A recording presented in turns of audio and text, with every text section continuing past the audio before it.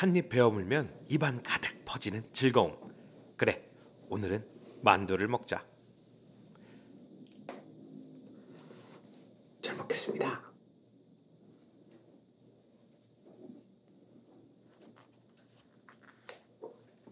김이 모락모락. 만두를 제대로 맛보려면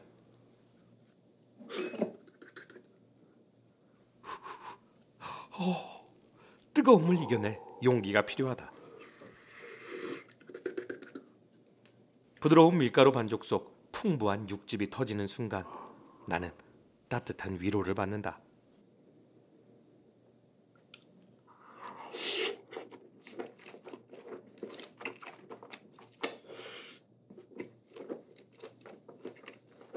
옛날에는 공중에서 먹던 요리였는데 지금은 고기만두, 김치만두, 갈비만두, 맛있는 만두를 다양한 종류로 먹을 수 있다니 얼마나 다행인가.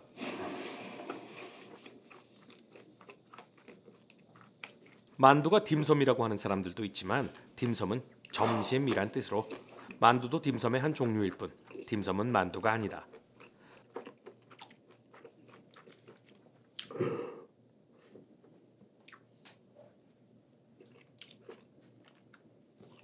와, 육즙이 장난이 아니야. 와, 흥건해.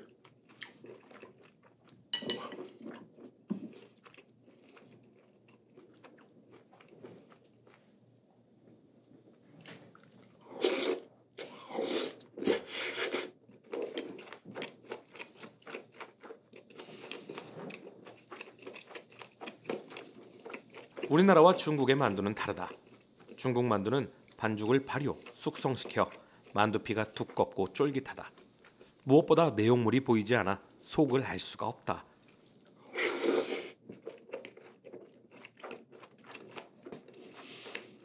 난 개인적으로 피가 얇은 게 좋다. 중국에서 만터우, 즉 만두를 시키면 속이 들어있지 않은 만두빵이 나온다고 한다. 부추 잡채 짝꿍인 꽃빵처럼 말이다.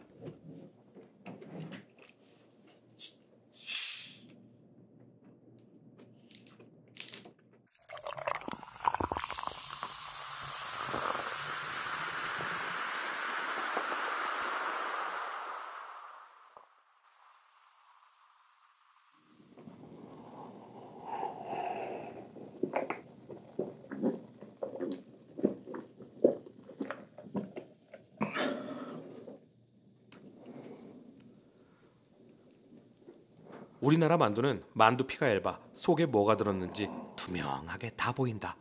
이건 갈비만두. 확실히 속이 다 보여.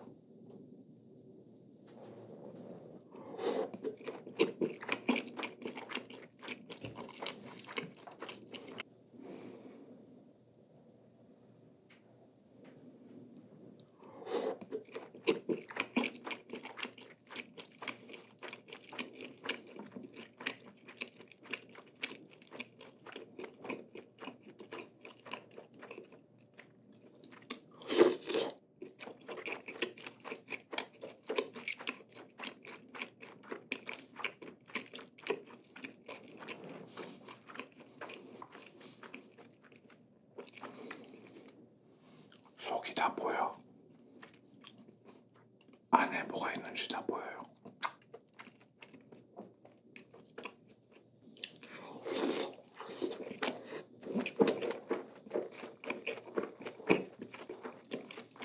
속담에 떡 먹자는 송편이요 속 먹자는 만두다 라는 말이 있을 정도로 우리나라 만두는 고기, 두부, 채소 등 다양한 재료를 다져 양념한 후에 소를 넣어 만든다.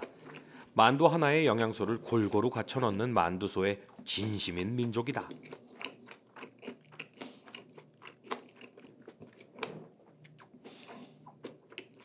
이건 튀김 만두인가 봐.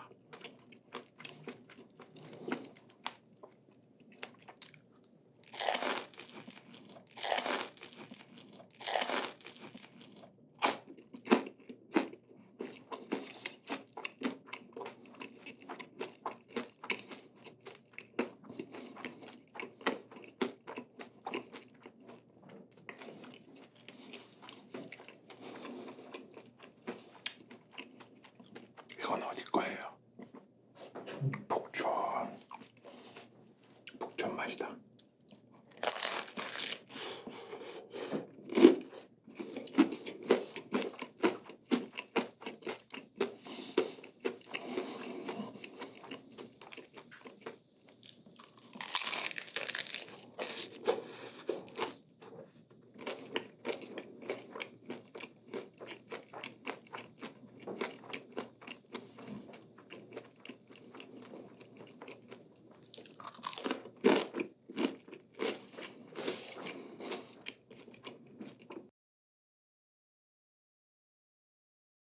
포자만두는 제갈공명이 남만 정벌을 마치고 돌아가던 중 심한 풍랑을 만났는데 49의 사람 머리로 제사를 지내야 한다고 하자 밀가루로 사람 머리 모양을 만들어 바쳐 무사히 강을 건널 수 있었다고 한다.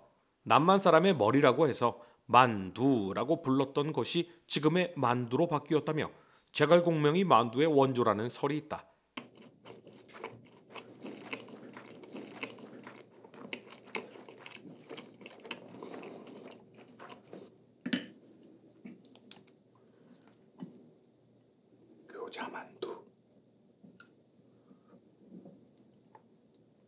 교자만두는 사람의 귀 모양이라서 이렇게 사람 귀 모양으로 생긴 만두를 교자만두라고 부른다. 아 근데 이건 육즙이 장난이 아니다. 약간 중국식 만두인가? 우리나라는 서울을 중심으로 위로는 만두문화권, 아래로는 떡국문화권이라는 말이 있다. 3대째 이북식 만두집을 운영 중이신 박혜숙 할머니는 60년 전만 해도 서울 사람들은 설날 떡국을 끓여 먹었고 만두국은 몰랐다라고 했다. 평양만두 크기도 엄청 크고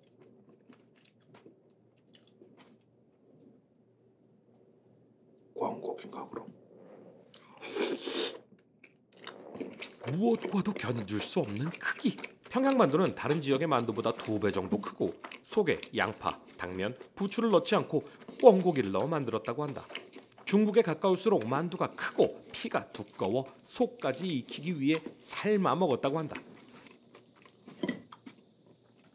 김치만두.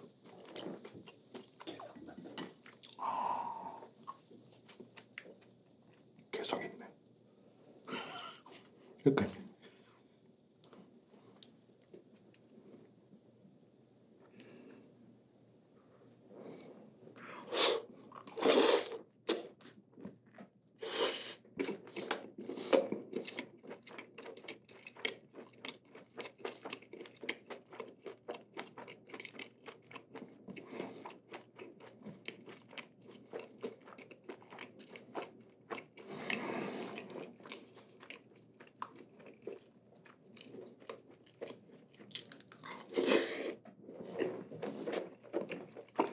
개성만두는 모양이 작고 세련됐으며 고기보다 채소를 많이 넣어 채소의 식감이 있는 것이 특징이다.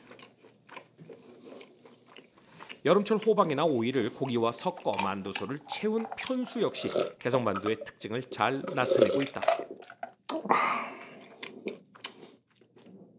근데 이게 평양이고 이게 개성인데 안 작아. 엄청 커. 원래는 좀 작다 그랬는데 다 커. 요즘 사람들이 큰 걸 좋아하나 봐.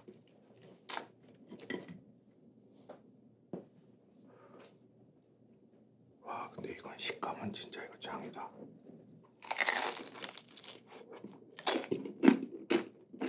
우리나라는 언제부터 만두를 먹기 시작했을까? 여러 가지 설이 있지만 일반적으로는 고려 후반으로 보고 있다. 고려 명종 때 고려사 효우열전에서 위초는 거란에서 귀화한 사람으로 내 아버지 영성이 병이 나서 위독해지자 의사가 아들의 고기를 먹으면 병을 치료할 수 있다고 했다. 그러자 위초는 자신의 넓적다리살을 잘라 다른 재료와 섞어 만두를 빚어 부친께 먹이니 병이 나았다. 왕이 이 소식을 듣고 효심이 지극하다며 상을 내렸다는 내용이 나온다. 현존하는 만두를 소개한 옛 문헌 중 전통 조리서에 실린 만두 종류는 대략 78가지에 이른다. 조선시대 밀가루나 돼지고기는 귀했다. 그래서 밀가루 대신 메밀가루, 생선살, 배추 등으로 만두피를 만들고 꿩, 어패류, 채소 등 소를 다양하게 넣은 독창적인 만두를 만들어 왔다. 드라마 대장금에서 장금이 경연에서 숭채 만두를 만드는데 물론 실제로 기록된 것은 아니다. 우리나라는 1950년대 밀이 공급되면서 밀가루 반죽을 이용한 만두가 보편화됐고 대구에서 만들어진 납작만두 역시 이때 시작한 걸로 추정된다.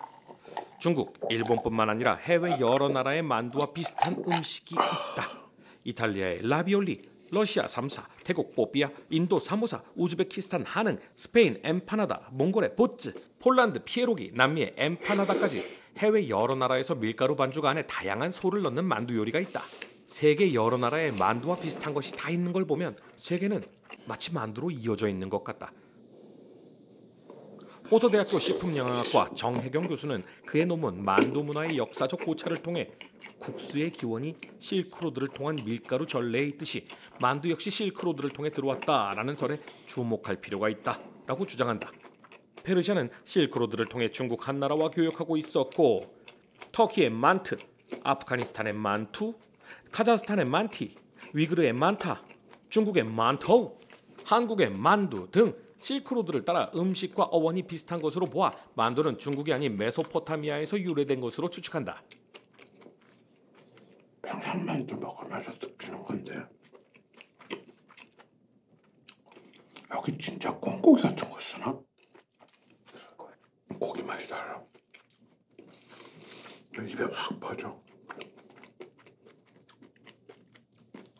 김치만두는 확실히 식감이 장난이 아니야. 여기 김치가 장난 아니다. 꼬독꼬독해. 영갈비만두.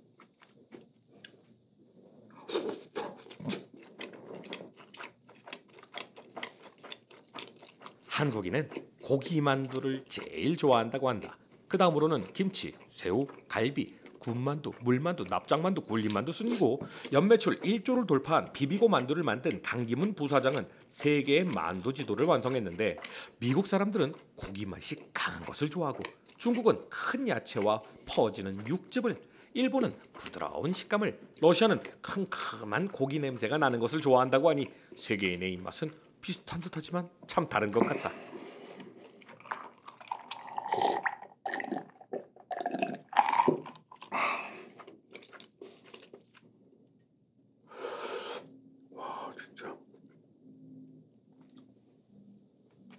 여기는 약간 꼬들빼기 같은 게 들어간 것 같은데 집에서 만두를 해 먹으면 이 속이 막 뭉치고 그러던데 어떻게 이렇게 맛집들은 속이 이렇게 포슬포슬하지? 너무 신기한 것 같아. 다시 합쳐서 디컨터 도무니식 먹방.